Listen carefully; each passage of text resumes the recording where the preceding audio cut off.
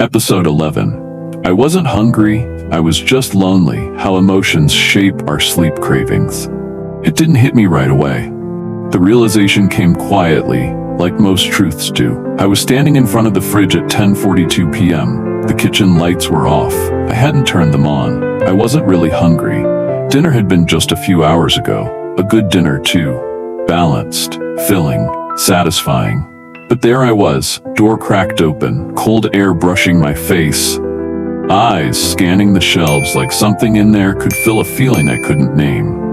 I wasn't looking for food. I was looking for comfort, for company, for quiet, gentle presence. What I really wanted wasn't a snack. It was to not feel so alone. That's the moment I knew. I wasn't hungry. I was lonely. And food was just the closest thing I had to a hug. I don't think we talk enough about emotional hunger. We talk about cravings like they're a flaw, like they're something to fight, suppress, outsmart. But sometimes, cravings aren't a sign of weakness. Sometimes they're a signal, a soft, brave message from your nervous system that says, something inside me needs attention. And when that message shows up at night, when the house is quiet and the world has gone still, it can be easy to mistake it for physical hunger. But they don't feel the same. Physical hunger starts in the body. You feel it in your stomach, your energy, your focus. Emotional hunger starts in the heart. It's vague, restless. It doesn't need nutrients. It needs connection. And if we don't recognize the difference, we end up feeding the wrong thing. That night, I didn't close the fridge right away.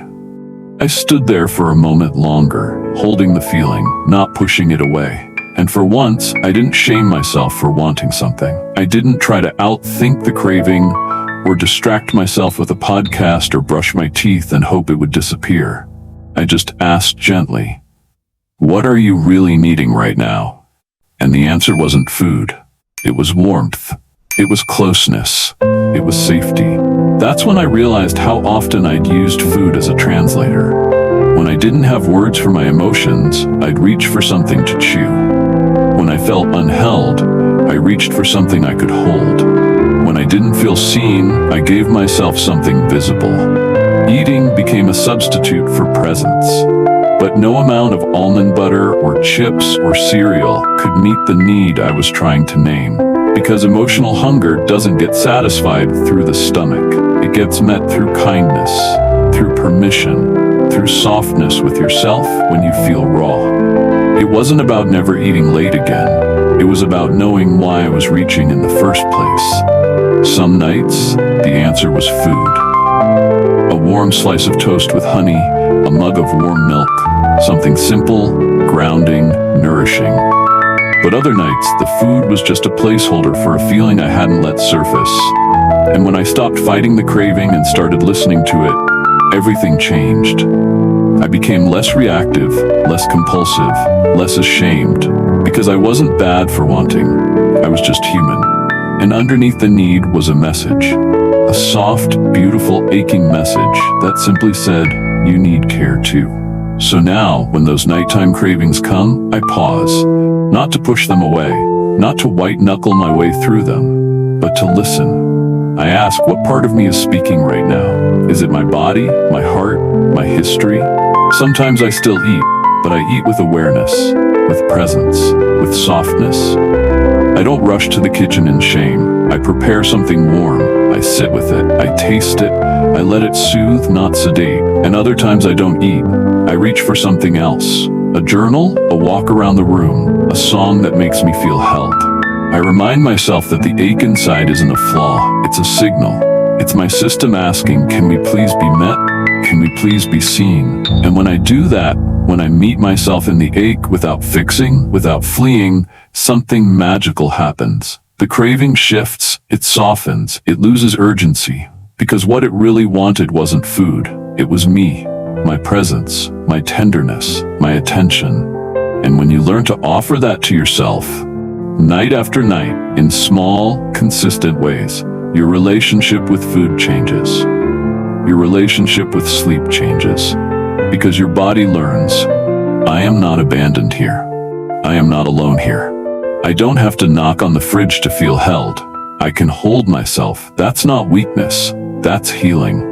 That's the work of coming home to yourself. So the next time you find yourself staring into the fridge after dark, ask with love, not judgment, what am I truly hungry for right now? And trust that even if the answer isn't food, you can still feed it. You can still nourish it. You can still be with it. Because when emotional hunger is met with emotional presence, everything in the body relaxes. And when the body relaxes, sleep comes. Not as an escape, but as a return. In the next episode, we'll explore one of the most misunderstood disruptors of sleep, caffeine.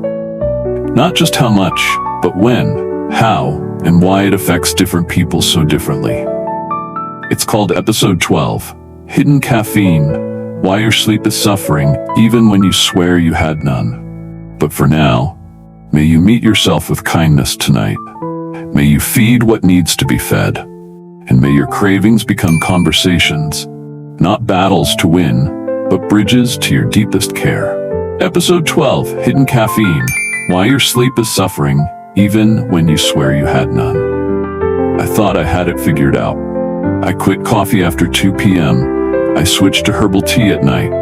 I read the labels. I did all the right things. And yet, I was still tossing and turning. Still lying in bed with a restless heart and a brain that wouldn't power down. Still waking up feeling like I had only dipped into sleep, not lived in it. I blamed stress. I blamed blue light. I even blamed the moon. But then one night I read the label on the sleepy time tea I'd been sipping for weeks, and buried in the ingredients between chamomile and lemon balm was green tea extract. Green tea extract, code for caffeine, and not just a trace. Enough to stimulate the nervous system, just enough to keep it from fully letting go. I was shocked, and then I started looking deeper into my decaf coffee, into my protein bars, into my kombucha, even into my chocolate. And what I found was this. I hadn't quit caffeine. I had just changed its costume. We tend to think caffeine means coffee, or maybe an energy drink. But caffeine hides. It slips into our wellness rituals dressed as tea, protein powder, matcha lattes, dark chocolate, energy-enhancing green juices, even supplements labeled for focus or mood. And depending on how sensitive you are or how stressed your system already is, even a tiny dose can keep your sleep shallow, your dreams chaotic, or your body stuck in high alert mode all night long. Once I started looking for it, I saw it everywhere. In the dark chocolate square I ate after dinner. In the matcha protein bar I grabbed after my workout. In the Focus Blend capsule I took at 4 p.m. to push through work. Even in kombucha. Especially the green tea-based ones. It wasn't that any one item had a ton of caffeine. It was that I had unknowingly stacked microdoses all day long, until my system was so overstimulated it didn't know how to turn off at night. And the wild thing? I wasn't alone. I started talking to friends, clients, even strangers online. People who couldn't figure out why they weren't sleeping, even though they were doing everything right. And in nearly every story, caffeine was hiding somewhere unexpected. One woman had switched from coffee to green tea thinking it would help, but didn't realize green tea still has about 30 to 50 milligrams of caffeine per cup. Another guy swore he quit caffeine completely until he read the label on his nootropic focus drink and found 75 milligrams of yerba mate in it. A wellness coach I follow on Instagram proudly drank cacao elixirs every night, not knowing raw cacao has enough theobromine and caffeine to keep a sensitive system wired. And let's not even talk about decaf coffee. Decaf doesn't mean zero. In the US, it can still legally contain up to 5 to 7 milligrams of caffeine per cup. If you're having 2 or 3 cups in the evening, that's more caffeine than a shot of espresso in some countries. Here's the thing, caffeine isn't evil, it's not a villain, but it is a chemical with powerful effects on the brain and body. And like all chemicals, its impact depends on timing, dose, and sensitivity. Some people can sip espresso at 8 p.m. and fall asleep by 9:30. Others, like me, can feel the buzz from green tea hours later. Genetics play a role. So does liver metabolism. But most of all, your stress baseline matters. If your nervous system is already under pressure, if you're pushing through the day with adrenaline, then even a small amount of caffeine can be the drop that overflows the cup. So I made a shift. I didn't quit caffeine cold turkey. I didn't shame myself for liking the ritual. I just started honoring the timing. I created a caffeine window. For me, that window is between 6 a.m. and 10:30 a.m. That's it. No more pushing coffee to the afternoon. No more green tea with lunch. No more cacao at night, even if it's marketed as adaptogenic. It wasn't about punishment. It was about peace. And once I made that shift, my sleep changed within days. Not in a flashy, dramatic way, but in subtle, powerful ways. I started falling asleep more easily. I didn't jolt awake at 2 a.m. My dreams were smoother, more coherent, less frantic. I woke up without that strange feeling, like my brain had been spinning all night. It was as if I had finally stopped shouting into my nervous system and started whispering instead. And the funny part? I didn't even miss the afternoon pick-me-up. Once my sleep deepened, I didn't need it. My mornings became enough. My energy stabilized. My blood sugar smoothed out. The 3 p.m. crash didn't come crashing in anymore. Because I wasn't patching over fatigue with caffeine, I was fixing the root. I was giving my body the thing it had been begging for all along. Rest. Real rest. Not fake, buzzed, anxious rest. But cellular repair, nervous system reset, emotional restoration. That's what sleep is for. And when you remove the quiet saboteurs, like hidden caffeine, your body remembers how to access that again. What surprised me most wasn't how much better I slept. It was how much better I felt during the day. Without that subtle caffeine hum running through my system, I could hear myself more clearly. I didn't override my tiredness. I honored it. I didn't push past my needs. I adjusted for them. My focus didn't come from force. It came from flow. And that kind of clarity, that kind of calm, didn't cost me anything but awareness. This isn't about quitting caffeine forever. It's not about fear. It's about relationship. Caffeine can be a tool, a pleasure, a ritual, but it shouldn't be a crutch. It shouldn't be something we use to silence our body's signals or override our brain's need for rest. So if you're still staring at the ceiling some nights, wondering why sleep won't land, even though you're doing everything right, maybe it's not you. Maybe it's something small, subtle, hidden, something like caffeine, dressed in wellness language. And maybe, just maybe, the key isn't to eliminate it completely, but to listen more closely. To ask what time of day actually works for my body, what dose truly supports me, what version of caffeine is more about habit than need, and what would it feel like to be truly rested, not because I hacked my energy, but because I stopped draining it. That's the real invitation. Not to fear caffeine, but to free yourself from needing it, to return to a rhythm that allows rest to come without resistance, to build a body that trusts you'll listen when it's tired, and to know deep in your bones that the best sleep often starts long before your head hits the pillow. In the next episode, we'll explore the power of gentle transitions, how the way we end the day matters just as much as how we begin it. It's called Episode 13, The Wind Down Hour. How to design a night that leads you to sleep without forcing it. But for now, may your next cup, whatever it holds, be chosen with care. And may you remember that calm is not something you chase, it's something you protect. Episode 13, The Wind Down Hour. How to design a night that leads you to sleep without forcing it. There's a moment in the evening, quiet, often unnoticed, when the energy of the day begins to loosen. It doesn't announce itself. It doesn't ask for attention, but it's there. A softening. A shift, a breath that feels different from the rest. And if you miss that moment, if you rush past it, you might find yourself lying in bed hours later, wondering why sleep won't come. That used to be me. I thought I was doing all the right things. I turned off my screens, I dimmed the lights, I stopped working after dinner, but I was still bringing the pace of the day into the night. Still moving fast, thinking fast, feeling fast, even when the world around me had quieted down. I didn't need more sleep hygiene tips. I needed a transition, a bridge, a way to cross from doing to being, from engaging to exhaling. And that's when I found it.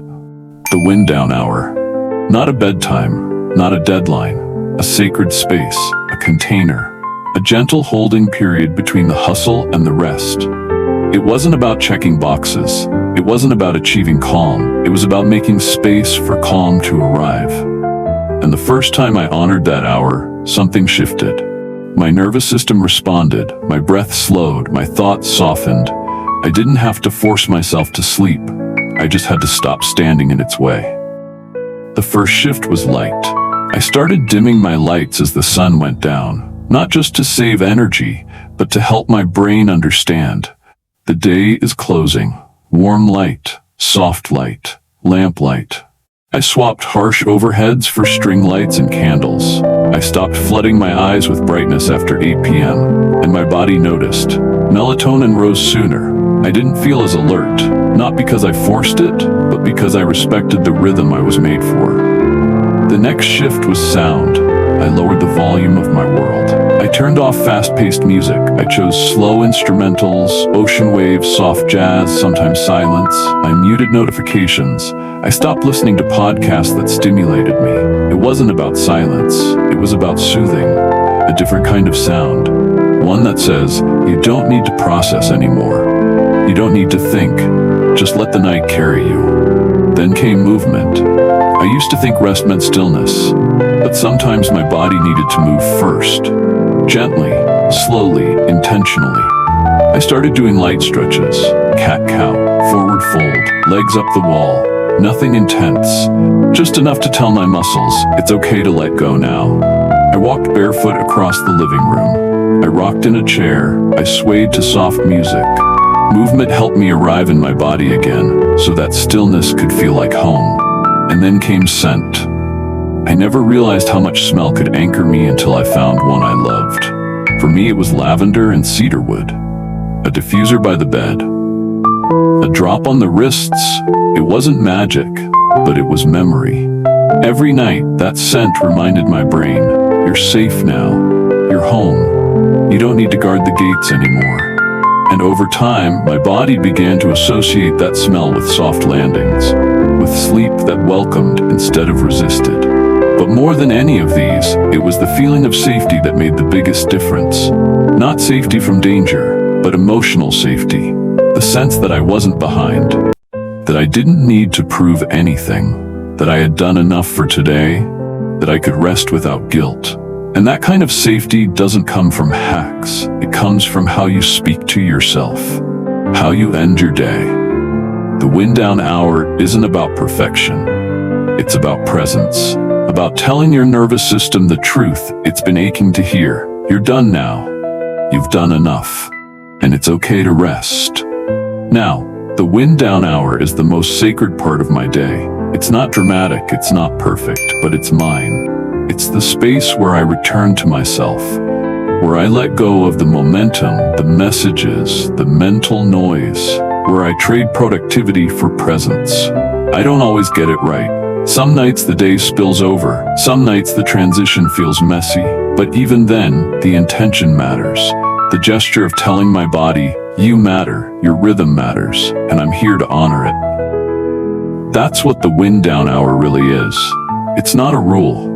It's a relationship between you and your nervous system, between your body and the night.